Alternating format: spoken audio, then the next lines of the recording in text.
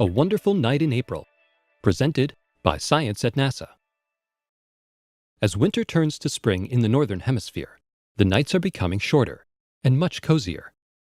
Rising temperatures make shirt-sleeve astronomy possible again. If you must choose one night to spend under the beckoning stars this month, make it April 21st.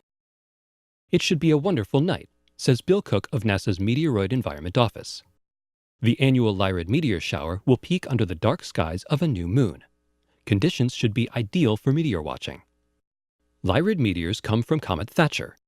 Every year in late April, Earth passes through a stream of debris from the old comet, which has been bringing Lyrid meteors to our planet for at least 2,600 years.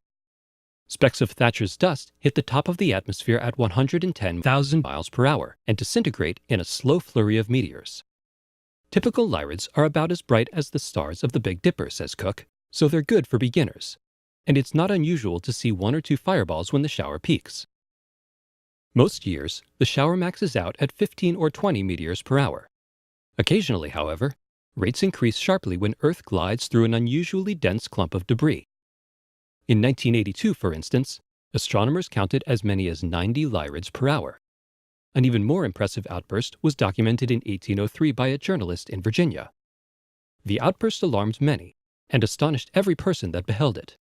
From 1 until 3 in the morning, those starry meteors seemed to fall from every point in the heavens, in such numbers as to resemble a shower of skyrockets.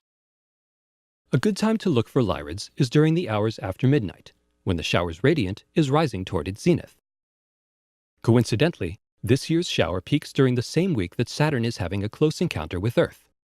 If you begin your meteor watch around midnight, you'll see the ringed planet shining almost directly overhead, about 2 times brighter than a first-magnitude star. Got a telescope? Now would be a great time to use it. Even small department store models at low magnification provide a nice view of Saturn's rings. NASA's Cassini spacecraft is orbiting Saturn now, studying the planet's strange moons and snapping breathtaking photos of the ring plane.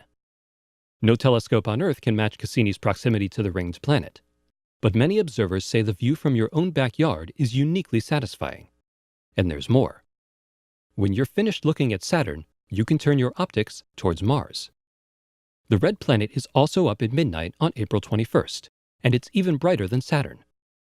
Backyard telescopes reveal a tiny burnt orange globe with a white cap of polar ice reflecting enough sunlight to see 81 million miles away.